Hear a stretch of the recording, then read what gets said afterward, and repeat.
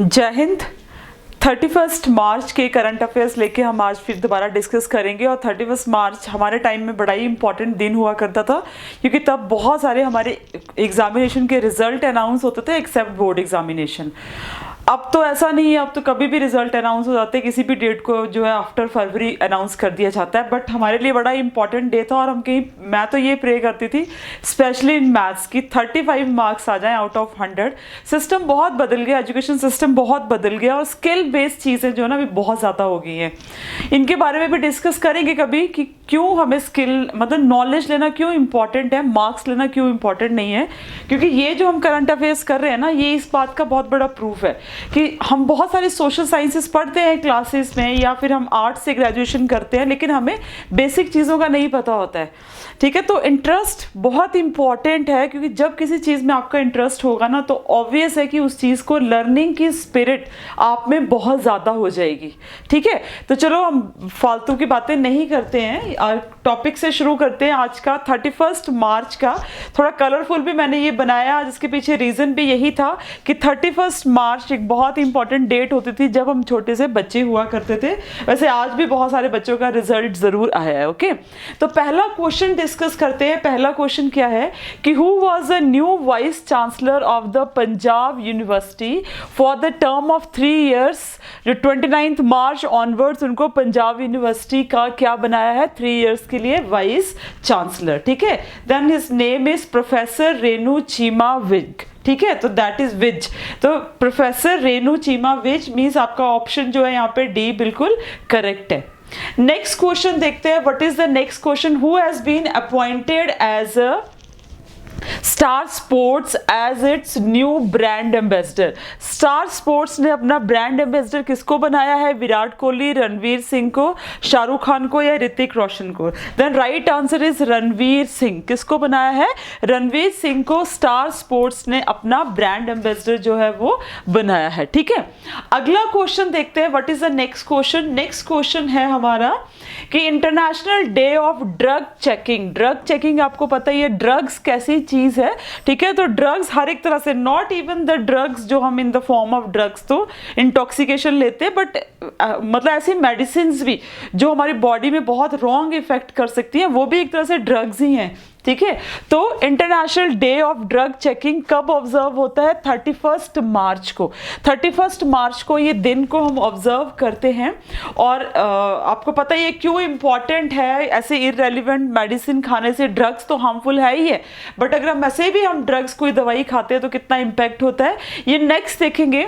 ये नॉवल है फूलेंगे। ठीक है, इसका इंग्लिश वर्जन जो है 17 अप्रैल को रिलीज होने वाला है। इसका नाम है fruit of the barren tree. ठीक है ना, फूलेंगे the fruit of the barren tree. इसका ये एक नेपाली नॉवल है, नेपलिस नॉवल है, और इसका इंग्लिश वर्जन जो है वो आने वाला है 17 अप्रैल को। पेंगुइन रैंडम हाउस इंडिया ने ये अनाउंस किया है। बुक्स एंड ऑथर्स के क्वेश्चन भी आपको बहुत इंपॉर्टेंट रहते हैं। International day of zero waste celebrated on the 30th March. ठीक है, international day of zero waste. Zero waste आप समझते हैं ना कि जितना भी हम वेस्ट जनरेट कर रहे हैं एक्चुअली में वो नहीं होना चाहिए, तो वो ये रिसाइकिल रीयूज वाला जो 3 R's वाला कंसेप्ट है उसके ऊपर ये है। ठीक है, तो ये ऑब्जर्व कब किया जाता है? 30th मार्च को international day of zero waste observe किया जाता है। और इस बार की इसकी थीम, बिकॉज हर एक डे की थीम हो ये जरूरी नहीं है, पर जिनकी थीम होती है उनकी थीम आपको करना बहुत ज्यादा इंपॉर्टेंट है। ठीक है, तो इसकी थीम देखते हैं। थीम क्या है? इसकी थीम है achieving sustainable and environmentally sound practice of minimising and managing waste. बहुत इंपॉर्टेंट है ये। ठीक है, बहुत बड़ी थीम है।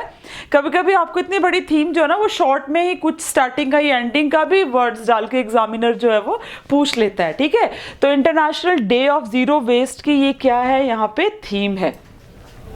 इसको एक्चुअली प्रोजेक्ट को लॉन्च किया है दो इम्पोर्टेंट ऑर्गेनाइजेशन ने मिलके, यूएनओ के ही ये ब्रांचेस है, एक आपकी इन्वायरमेंट प्रोग्राम के साथ यूनाइटेड नेशन इन्वायरमेंट प्रोग्राम, और एक यूनाइटेड नेशन हैबिटेट। हैबिटेट मतलब जो लोग सिटीज में रहते हैं वो कैसे, मतलब उनका कैसे लोगों का रहना है, हैबिटेट कैसा है उनका, ठीक है।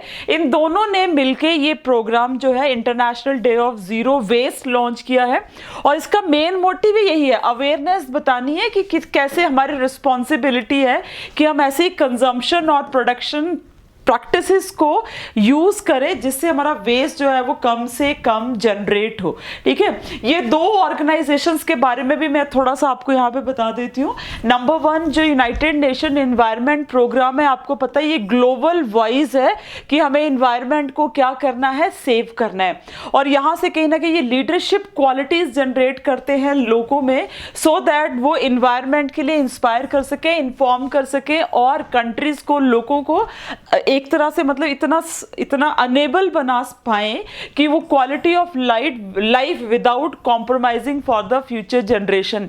क्योंकि जब भी हम सस्टेनेबिलिटी की बात करते हैं तो हमेशा एक चीज का सस्टेनेबिलिटी है ना, ये सस्टेनेबिलिटी में तीन चीजें जो है वो मेनली आती हैं।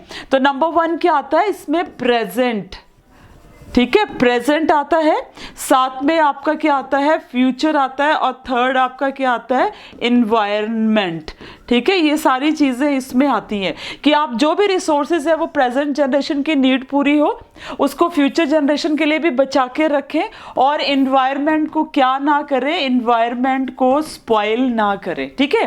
साथ में United Nation human settlement programme तो आप समझते हैं कि ऐसे सिटीज और टाउन्स बने जो इन्वायरमेंटली सस्टेनेबल हों, ठीक है ना, स्पेशली इन्वायरमेंटली सस्टेनेबल की रिसोर्सेज का, ये चीज़ों का इतना यूज ना हो जाए कि सिस्टम ही सारा खराब हो जाए, ठीक है ना। तो इसलिए ये डे जो है वो ऑब्जर्व किया जाता है। नेक्स्ट देखें, universal acceptance is observed on 28 मार्च। अब आप बोलोगे कि यूनिवर्सल एक्सेप्टेंस है क्या, बेसिकली यूनिवर्सल एक्सेप्टेंस जो है ना वो किसके साथ रिलेटेड है, इंटरनेट फॉर ऑल, मतलब इंटरनेट के साथ रिलेटेड है, क्योंकि हमें पता है हमारे पास बहुत सारे ऐसे प्लेटफॉर्म हैं, जैसे आप समझ लो बहुत सारे डोमेन्स हैं, प्लेटफॉर्म्स हैं, आपके ईमेल देख लो, आपके सर्च इंजन से कितने सारे ऐसे आपके जहाँ से कि आप ऑब्वियस है कि इंटरनेट को यूज़ करते हो। तो इन सारे डोमेन्स के लिए यूनिवर्सल एक्सेप्टेंस होनी चाहिए कि सभी को उनकी एक्सेस होनी चाहिए, मोर ओवर उनके यूज़ के लिए कुछ कॉमन नॉर्म्स होने चाहिए, ठीक है ना। तो उसके लिए ये डे ऑब्जर्व किया जाता है 28 मार्च को। कब ऑब्जर्व किया जाता है, 28 मार्च को ये डे जो है वो ऑब्जर्व किया गया था, ठीक है। नेक्स्ट देखते हैं, 31 मार्च को ऑब्जर्व किया जाता है, that is international transgender day of visibility, ठीक है ना। International transgender day of visibility 31 मार्च को ऑब्जर्व किया जाता है, और ये सबसे बड़ी आज की 31 मार्च की आप समझ सकते हो कि कहीं ना कहीं ये बहुत इंपॉर्टेंट न्यूज़ है। World's third largest cricket stadium in Jaipur, आप देख रहे हैं कि वर्ल्ड का थर्ड लार्जेस्ट क्रिकेट स्टेडियम जो है वो जयपुर में ओपन होगा, जिसकी कैपेसिटी कितनी रहेगी, 75,000, कितनी है, 75,000। यहाँ पे इसको एक बार देखेंगे कि Vedanta Hindustan zinc limited has signed a memorandum of understanding with Rajasthan cricket association.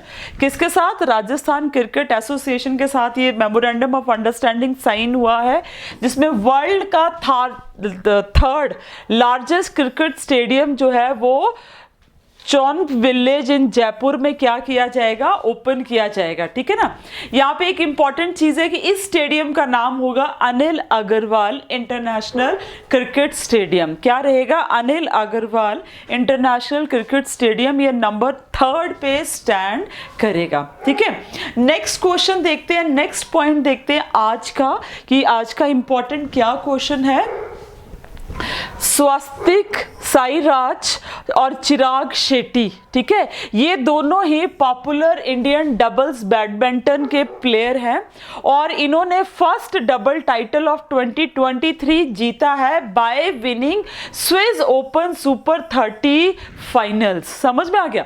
तो ये क्वेश्चन भी आप लोगों के लिए इंपॉर्टेंट है। डबल्स प्ले करते हैं स्वस्तिक साईराज और चिराग शेट्टी और इन्होंने फर्स्ट डबल टाइटल ऑफ 2023 जीता है और जीता क्या है उन्होंने? Swiss open super 30 finals. एक ग्रेट अचीवमेंट है दोनों की।